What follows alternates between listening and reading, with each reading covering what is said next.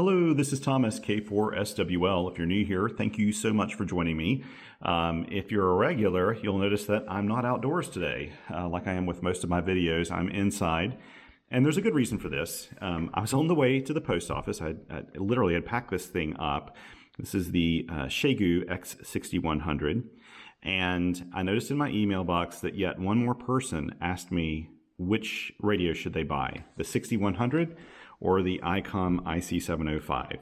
And I am about to ship this radio off to the next reviewer. It has been on loan to me from Radioddity. Thank you very much, Radioddity, for doing that.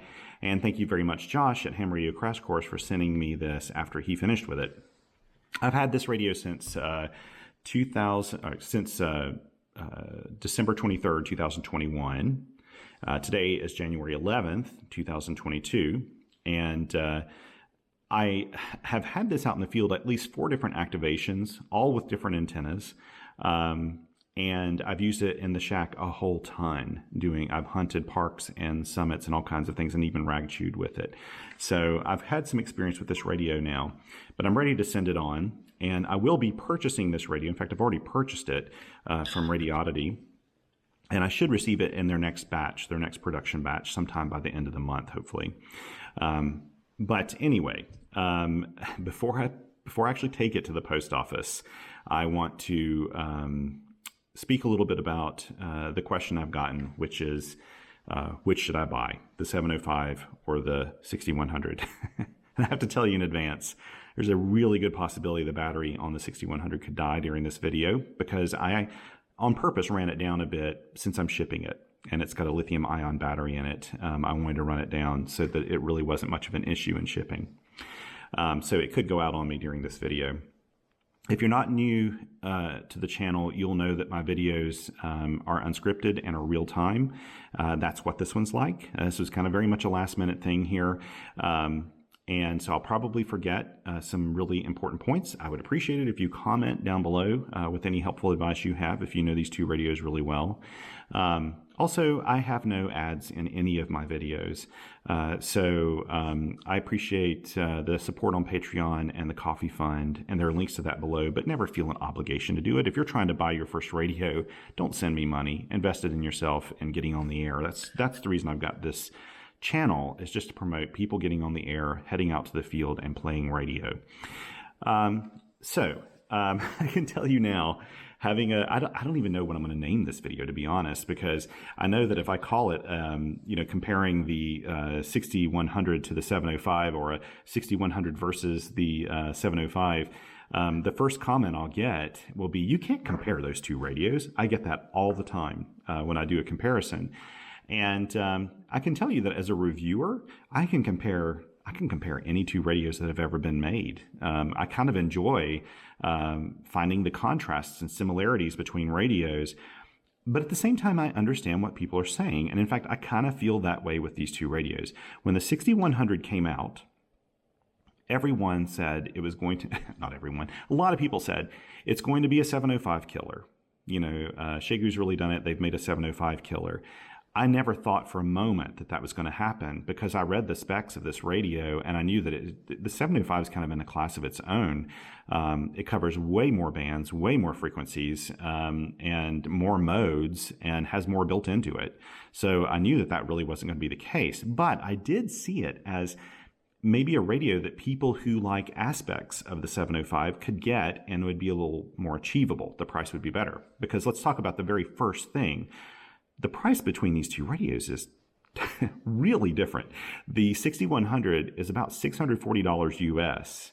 The 705 has traditionally been $1,300 US, but in 2022, Icom had to raise the price due to the cost of parts, and this radio is now closer to $1,400 with most retailers. Now, there could be rebates and things in the future that'll lower that, but you could buy 2 6100s for one 705. So there's a huge price difference we're talking about here. And in this video, what I'd like to maybe do kind of quickly is talk about how these 2 radios contrast, maybe the pros and cons of each, and then my advice. But up front, I want to be really clear about something, and you can maybe skip the rest of the video if you want to. if you're talking about performance, like which one of these, you want to buy the radio that performs better, go for the 705. Don't even bother with the 6100. If you're looking strictly for like receiver performance, filtering, audio, all those things, the 705 is a much more refined radio. But of course, you're paying for that quality when you buy it. I've never looked back. I had zero buyer's remorse with the 705. I'll admit, I've had a little bit of buyer's remorse with the 6100. I did purchase one of these, and I purchased it knowing that the receiver on this overloads a little bit, and that's one of the negatives I'll talk about.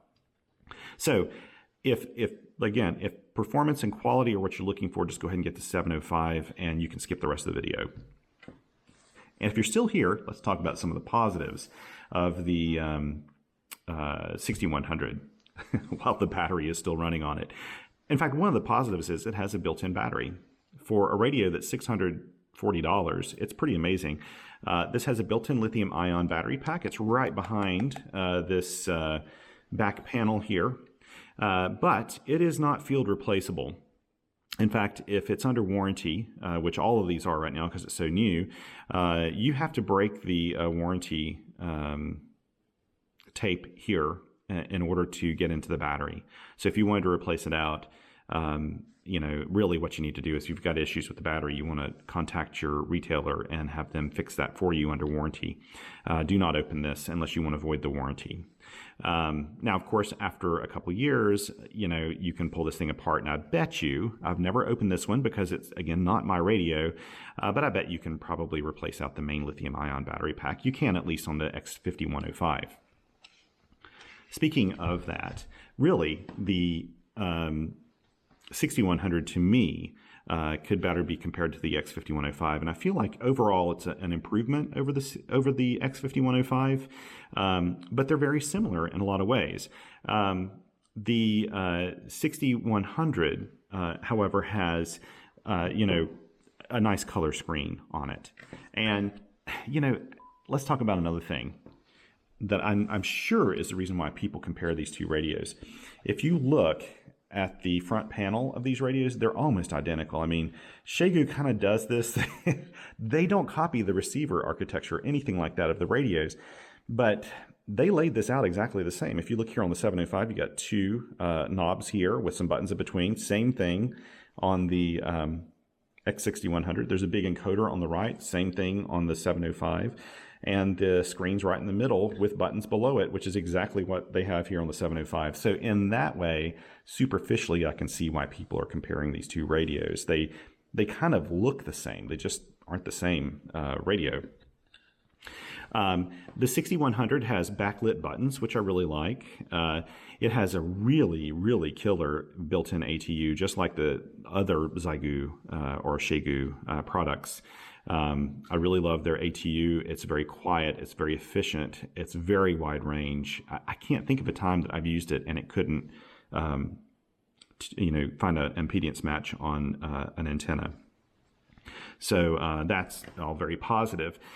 It runs some kind of, I think, Linux probably based OS, and one of the really cool things about it is, like, right off the bat, there were some people on YouTube, and I'm sorry I can't remember the channel now, where people had rooted the radio almost immediately, because basically you're taking a disk image and putting it in here every time you do a firmware update.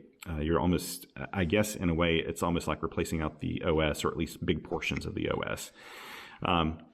And I should mention, I am speaking about this radio with the firmware that was released back in December. There has been a firmware release since. I haven't tested it yet, mainly because I ran out of time before doing the update, but I will be updating the unit that hopefully I'll get before the end of January that I purchased. The display on the 6100, just to go back to that for a second, is superb. It is very easy to read. I really do love it. I like the layout. I think they did a good job with the user interface. I love that. Now, it is not like the 705. It doesn't have a touchscreen. This is not a touchscreen. You use these menus below, and you scroll through them with this multifunction knob, and you can make adjustments with the multifunction knob or with buttons down here. it's a little teeny bit of a learning curve, but it's pretty intuitive. I figured it out without looking at the the instruction booklet that came with the radio. The battery can be internally charged. There's a charging functionality you can turn on and off. You may want to turn off the charging functionality if you're operating off of an external battery and you want to use the least amount of amperage in receive.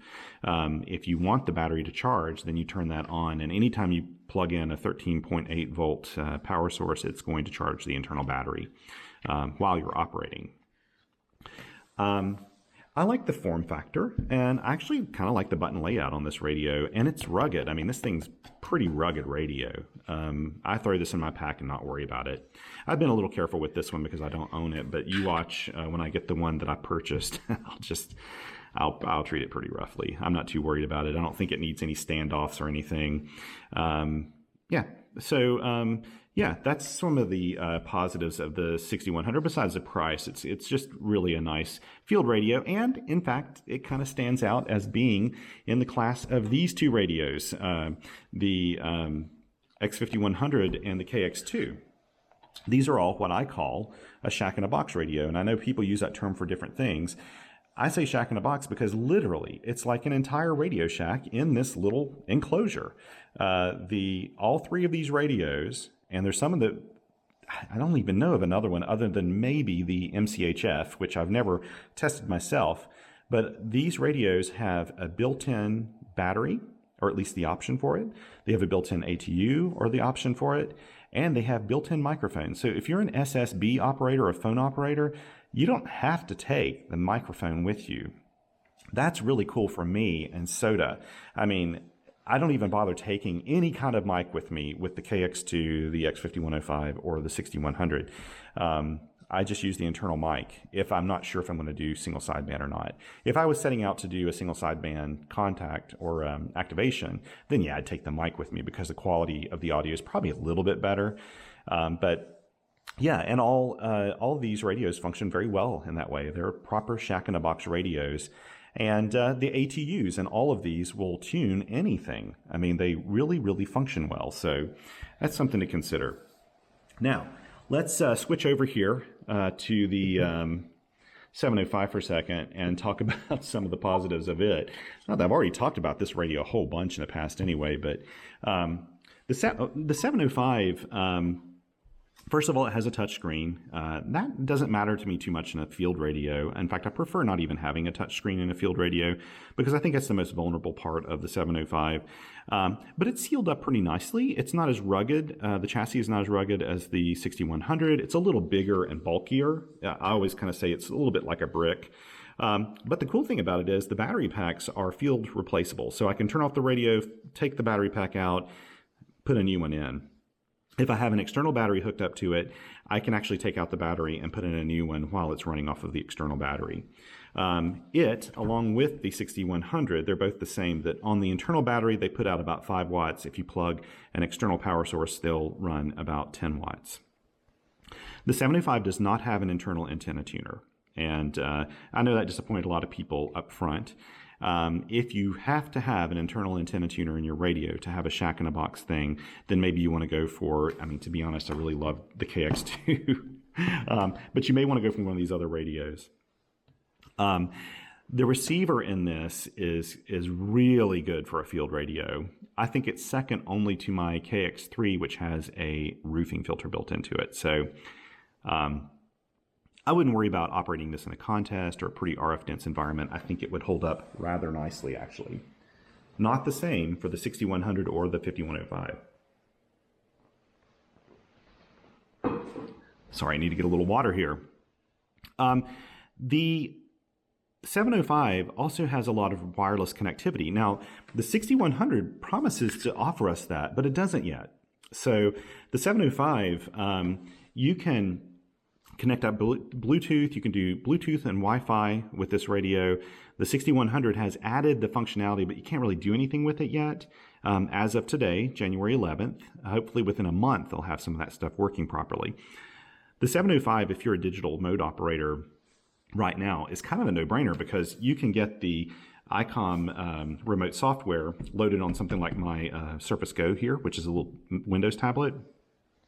And you don't even have to have wires to do FT8, FT4, and a lot of those digital modes. I mean, that makes it pretty unique. It's possible that the 6100 will be there at some point, but I suspect it'll be a few months down the road before they have that, worked out with it. The 705 also has something that I love, and that is a micro USB port that you can use. I don't know if you can see this very easily here, but a micro USB port that you can use to charge the radio. So the 6100, if you want to charge it, you need to plug it up to a power source like a battery or a power supply. You don't have to do that with 705. I've gone traveling, and the great thing about the 705 is when you travel, you don't have to carry an extra battery or anything with you. Just take a little, USB power port, and that's it. So that's one of the really, really great things about this radio, in my opinion. And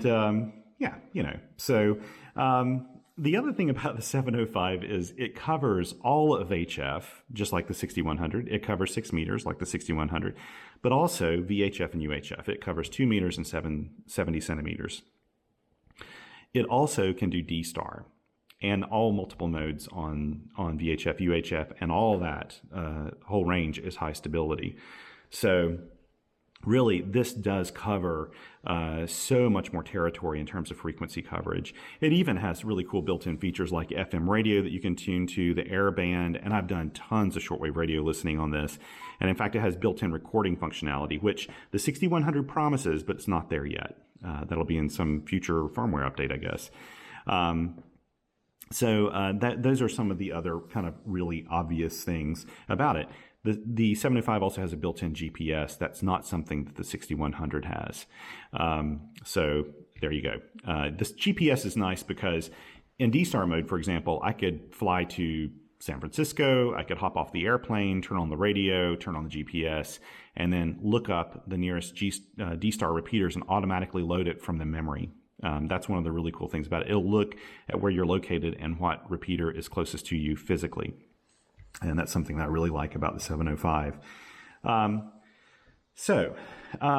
Let's just talk. I'm going to try to sum this up so I can head out to the post office right now. Let's talk about this just 1 second. If you're looking for an all-in-one field radio that you can kind of bash around a bit and, that has a good built-in ATU, you could look to the 6100. The biggest problem with it is the overloading, but I find that the radio, even during the activation where I could hear an AM broadcaster kind of punching through and I could hear them across the 40-meter band, I was still able to complete the activation. In fact, it was a really successful activation. The overloading is not the variety that makes it unusable, but I know good and well if it's overloading, there's stuff there I'm not hearing because it's overwhelming the front end of the receiver. I hope Xiegu can fix this. But if you're considering one, right now, the X6100, when I looked this morning at least, this radio costs almost as much as the 6100. I think there's only like a $10 price difference when I checked. Between the two of these, I guess you go for the 6100. I find that the 5105, though it probably is prone to do a little bit of overloading too, I think it's a little less than the 6100. But who knows? Who knows how that'll pan out in the long run? If you want a high performance Shack-in-a-Box radio, definitely go for the KX2 over the 6100. There may be other radios like this I just haven't tested yet, but the KX2 is just a fantastic radio. It's smaller than the 6100. It has better performance. It doesn't cover 160 and 6 meters, but it's such a great kind of Swiss Army knife of a little radio that it tends to be what I use when I'm going into conditions I don't know what they'll be like. And the KX2 has the added benefit of being able to plug in a key paddle on the front.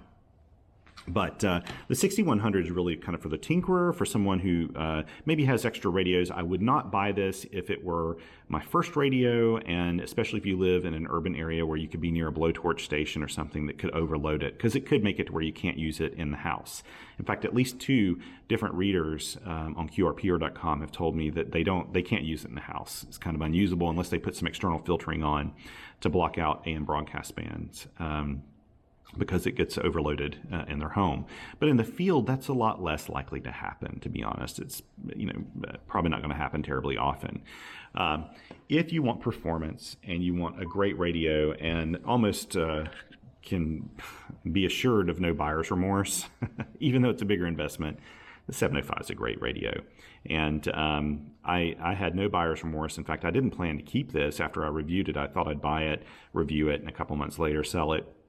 But I liked it so much I kept it, and I love this radio. I find that probably going out to the field, I'd probably grab the 6100 a little more readily, only because it's just a little more compact and field friendly. But the 705 is very capable, very good field radio, and just a superb radio in general. So anyway, I've probably overtalked this whole thing, and I would be happy to have your comments. If you can think of anything I've missed, I'm sure I have. And I have to say, I just want to make sure people understand, yes, I bought this radio, but, I do this because I enjoy taking these radios out and making videos with them, a wide variety of radios, because it helps other people make purchase decisions. I want to see how the X6100 turns out in the long run. So I'll be making more videos with it, doing more firmware updates on it, and we'll see how this thing pans out like over a year. Maybe in a year it'll be a really good radio. That's sort of what happened with the X6100. It at first had some issues, and they sorted out a lot of it. There's still some things in it that I don't like, but it's a much better radio than it started out being. And I think that the 6100 may be that same way. So by me saying that I purchased this, I don't want it to sound like an endorsement to go out and purchase it. I think you need to read your reviews and decide for yourself if you'd like it. I can tell you that I haven't heard a lot of complaints from X6100 owners. They tend to like it. So anyway, that should give you some idea of what I think.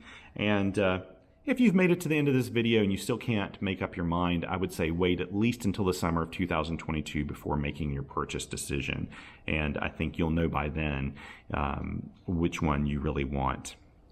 So anyway, thanks so much again for your support of the channel on Patreon and the Coffee Fund. Like I always say, if you need to buy a radio or something, don't support me. Invest in your radio fund. But if you feel like doing it, I appreciate it. It does help me gear up and have everything I need and make purchases like this of radios that I can review in the long run. If you are planning to head out to the field and you know somebody else who'd like to learn a little bit about Parks on the Air or Summits on the Air, take them along with you and Elmer them. That's one of the things we need to do more of in our community. There are never enough mentors and Elmers in our community to help others out. Anyway, thank you so much. And until next time, 7 3s.